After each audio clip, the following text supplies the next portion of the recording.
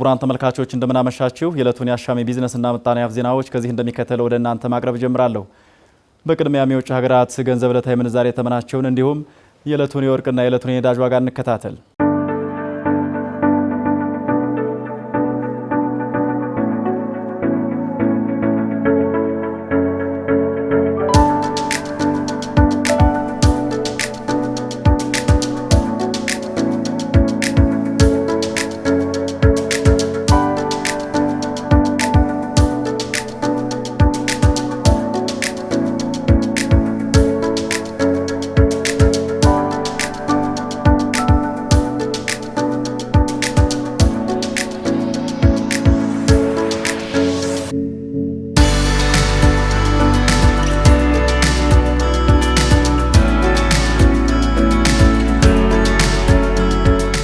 ተመልሰናል። ክቡራን ተመልካቾች በማዕከላዊ ኢትዮጵያ ክልል እስካሁን 17844 የህብረተሰብ ክፍሎች ሙሉ በሙሉ በኢትዮ ኮደርስ የስልጠና ተጠቃሚ መሆናቸው ተገለጸም።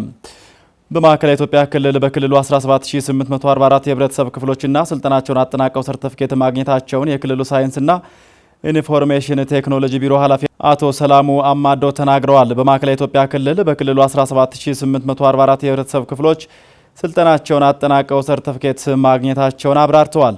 በክልሉ ሳይንስና ኢንፎርሜሽን ቴክኖሎጂ ቢሮ ኃላፊ አቶ ሰላሙ አማዶ እንደገለጹት በዲጂታል ኢኮኖሚው ተጠቃሚ እንዲሆኑ እየተሰራ ነው ብለዋል። በክልሉ በኢትዮ ኮደርስ 198284 ዜጋዎች ስልጠና እንዲያገኙ እድል ተሰጥቷል ያሉት ኃላፊው እስካሁን ባለው አፈጻጸም 40 ሺህ የህብረተሰብ ክፍሎች በስልጠናው መሳተፋቸውን ጠቁመዋል። በዲጂታል ክህሎት የበለጸገ ማህበረሰብ በመፍጠር ሂደት ስልጠናው ወሳኝ ነው ያሉት ኃላፊው የተገኘውን ድል በአግባቡ በመጠቀም ተገቢ ስለመሆኑም አመላክተዋል። ስልጠናው የዜጋዎች የቴክኖሎጂ ክህሎት ከማሳደግ ባለፈም በስራና በሀብት ፈጠራ ላይ የሚኖረው ድርሻ የላቀ ስለመሆኑም መግለጻቸውን አሻም ከክልሉ ሳይንስና ኢንፎርሜሽን ቴክኖሎጂ ቢሮ ያገኘችው መረጃ ያመላክታል። ከዓለም አቀፍ የዜና አውታሮች ወዳገኘናቸው የቢዝነስ መረጃዎች አምርተናል። ስኮትላንድ በአውሮፓ ውስጥ የኤሌክትሪክ አገልግሎት ዋጋ አነስተኛ ከሆነባቸው ሀገራት መካከል ልትመደብ እንደምትችል ተገለጸም። የዩናይትድ ኪንግደም ትልቁ የኃይል አቅራቢ ኦክቶፐስ ኢነርጂ በቀጣይ በስኮትላንድ የሚኖሩ ሰዎች በአውሮፓ ውስጥ ከሚገኙ ነዋሪዎች በተሻለ መልኩ ርካሽ የኤሌክትሪክ ኃይል ሊኖራቸው ይችላል ብሏል። ኦክቶፐስ ኢነርጂን የመሰረቱና የድርጅቱ ባለቤት የሆኑት ግሬን ጃክሰን እንደተናገሩት በስኮትላንድ ውስጥ የኤሌክትሪክ አቅርቦት ክፍያው መስተካከል አለበት ብለዋል። ጃክሰን በስኮትላንድ ውስጥ የሚመረተው ከፍተኛ የታዳሽ ኃይል የኤሌክትሪክ አገልግሎቱን ዝቅተኛ ያደርገዋል ሲሉ ምክንያታቸውን አቅርበዋል። የዩናይትድ ኪንግደም መንግስት በአሁኑ ጊዜ በኤሌክትሪክ ገበያ ውስጥ ለትልቅ ማሻሻያ አማራጮችን በመፈለግ ላይ ነው።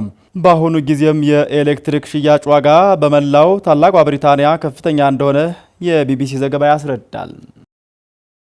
ዩናይትድ ስቴትስ ከሩሲያ ጋር ዳግም የንግድ ልውውጥ ለማድረግ እየሰራች ነው ተባለም። የዩናይትድ ስቴትስ የግምጃ ቤት መስሪያ ቤት ኃላፊ ስኮት ቤሰንት ዋሽንግተን በሞስኮ ላይ የተጣለውን ማዕቀብ ለማንሳት እያሰበች መሆኑን ተናግረዋል። ይህም የሩሲያ ባንኮችን አውሮፓና አሜሪካ ከሚገኙ ባንኮች ጋር የሚያገናኘውን የስዊፍት ኔትወርክ ሩሲያን ዳግም ማገናኘትን ይጨምራል ተብሏል። የሩሲያና የዩክሬን ግጭት መባባሱን ተከትሎ አሜሪካና የአውሮፓ ህብረት ዋና ዋና የሩሲያ ባንኮችን ስዊፍት ከተሰኘ የመልእክት መላላኪያ ስርዓት መታገዳቸው ይታወሳል። ሞስኮ የዩክሬንን ግጭት ለመፍታት ዋሽንግተን የጣለችባትን ማዕቀብ እንድታነሳላት መጠየቋን የአርቲ ኒውስ ዘገባ ያትታል። ሩሲያን ወደ ዓለም አቀፋዊ ስርዓት ለመመለስ ከትክክለኛው መንገድ አንጻር ብዙ ነገሮች ረጅም ውይይት ያስፈልጋል ሲሉ ስኮት ቤሰንት ተናግረዋል። የተቋረጠውን የጥቁር ባህር ስምምነት ለማደስ አሜሪካና ሩሲያ በሳውዲ አረቢያ መስማማታቸውም ይታወሳል። በወቅቱም ፕሬዝደንት ዶናልድ ትራምፕ እንዳረጋገጡት አስተዳደራቸው በሞስኮ ላይ የተጣለውን ማዕቀብ ለማንሳት እያሰበ መሆኑን የዘገበው አርቲ ነው። ክቡራን ተመልካቾች የዕለቱ የአሻሚ ቢዝነስና ምጣኔ ሀብት ዘገባዎች ተጠናቀዋል።